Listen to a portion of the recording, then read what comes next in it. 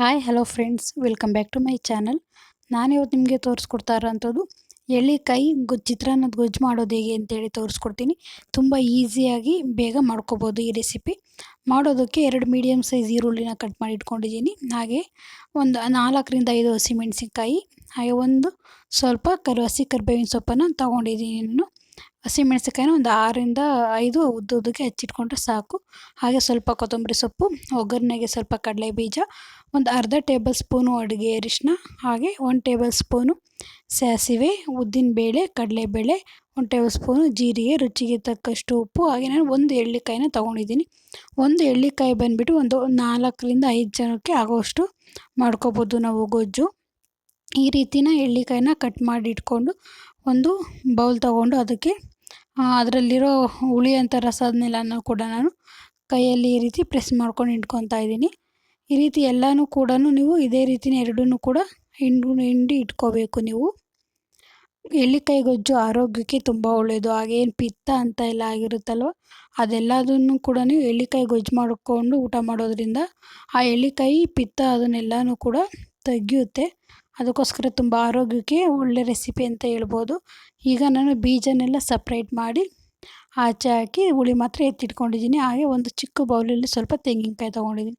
ಈಗ ಮಾಡೋದಕ್ಕೆ ಒಂದು ಬಾಣಲಿನ ಇಟ್ಕೊಂಡು ಅದಕ್ಕೆ ಸ್ವಲ್ಪ ಅಡುಗೆ ಎಣ್ಣೆ ಹಾಕ್ಕೊಂಡು, ಎಣ್ಣೆ ಕಾದಿದ ಮೇಲೆ ಸ್ವಲ್ಪ ಕಡಲೆಬೀಜ, ಹಾಗೆ ಕಡಲೆಬೀಜ ಸ್ವಲ್ಪ ಚಿಟಪಟ ಅಂತ ಇರಬೇಕು. ಆಗ ಉದ್ದಿನಬೇಳೆ ಹಾಗೆ ಕಡಲೆಬೇಳೆ ತೊಗೊಂಡಿದ್ನಲ್ವ ಅದನ್ನು ಕೂಡ ಆ್ಯಡ್ ಮಾಡ್ಕೊತಾ ಇದ್ದೀನಿ. ಆ್ಯಡ್ ಮಾಡಿಕೊಂಡು ಸ್ವಲ್ಪ ಹೊತ್ತು ಬಾಡಿಸ್ಕೋಬೇಕು. ಈಗ ಚೆನ್ನಾಗಿ ಚಿಟಪಟ ಅಂತ ಅಂದಮೇಲೆ 1 ಟೇಬಲ್ ಸ್ಪೂನು ಸಾಸಿವೆ ಹಾಕ್ಕೊಂಡು ಸರಿ ಫ್ರೈ ಮಾಡ್ಕೊತಾ ಇದ್ದೀನಿ. ಕಡಲೆಬೀಜ ಮತ್ತು ಉದ್ದಿನಬೇಳೆ, ಕಡಲೆಬೇಳೆ ಎಲ್ಲನೂ ಕೂಡ ಎಣ್ಣೆಯಲ್ಲಿ ನೀಟಾಗಿ ಫ್ರೈ ಆಗಬೇಕು.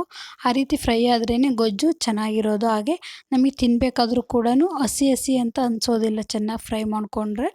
ಈಗ ಈ ಎಲ್ಲ ಫ್ರೈ ಆದಮೇಲೆ ಈರುಳ್ಳಿ, ಹಸಿ ಕರಿಬೇವಿನ ಸೊಪ್ಪು, ಹಾಗೆ ಹಸಿಮೆಣಸಿನ್ಕಾಯಿನೂ ಕೂಡ ಆ್ಯಡ್ ಮಾಡಿಕೊಂಡು ಈರುಳ್ಳಿ ಚೆನ್ನಾಗಿ ಬೇಯೋವರೆಗೂ ಕೂಡ ನಾವು ಸ್ಪೂನಲ್ಲಿ ಮಿಕ್ಸ್ ಮಾಡಿಕೊಂಡು ಬೇಯಿಸ್ಕೊತಾ ಇರಬೇಕು.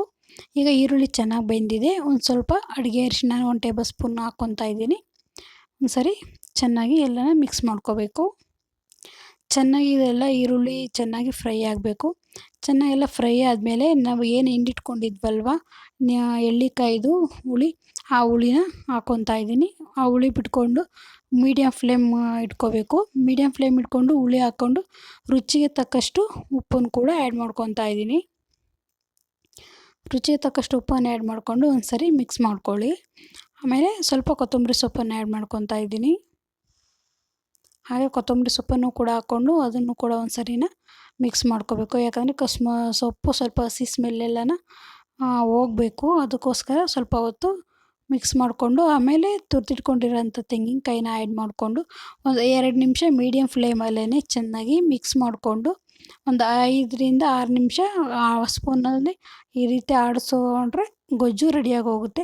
ಬಿಸಿ ಅನ್ನದ ಜೊತೆ ತುಂಬ ರುಚಿಯಾಗಿರುತ್ತೆ. ಬೇಗನೂ ಕೂಡ ರೆಸಿಪಿ ಆಗೋಗುತ್ತೆ. ತುಂಬ ಚೆನ್ನಾಗಿರುತ್ತೆ. ಟಿಫನ್ ಬಾಕ್ಸ್ಗಳಿಗೆಲ್ಲ, ಲಂಚ್ ಬಾಕ್ಸ್ಗಳಿಗೆ ಮತ್ತು ಮಕ್ಕಳಿಗೆ ಸ್ಕೂಲ್ ಟೈಮ್ಗೆ ಬೇಗ ಆಗೋಗುತ್ತೆ ಈ ರೆಸಿಪಿ ಬಂದುಬಿಟ್ಟು. ನೀವು ಕೂಡ ಒಂದು ಸರಿ ಟ್ರೈ ಮಾಡಿ ಹೇಳಿ ರೆಸಿಪಿ ಹೇಗೆ ಬಂದಿತ್ತು ಅಂತ ನನಗೆ ಕಮೆಂಟ್ ಮಾಡಿ ತಿಳಿಸಿ. ಹಾಗೆ ಯಾರೆಲ್ಲ ನನ್ನ ವೀಡಿಯೋಸ್ ನೋಡ್ತಾ ಇದ್ದೀರಾ ಸಬ್ಸ್ಕ್ರೈಬ್ ಮಾಡ್ಕೊಂಡು ನೋಡಿ. ಹಾಗೆ ಒಂದು ಲೈಕ್ ಮಾಡಿ, ಶೇರ್ ಮಾಡಿ. ಹೀಗೆ ನೀವು ಸಪೋರ್ಟ್ ಮಾಡ್ತೀರಿ. Thank you for watching videos.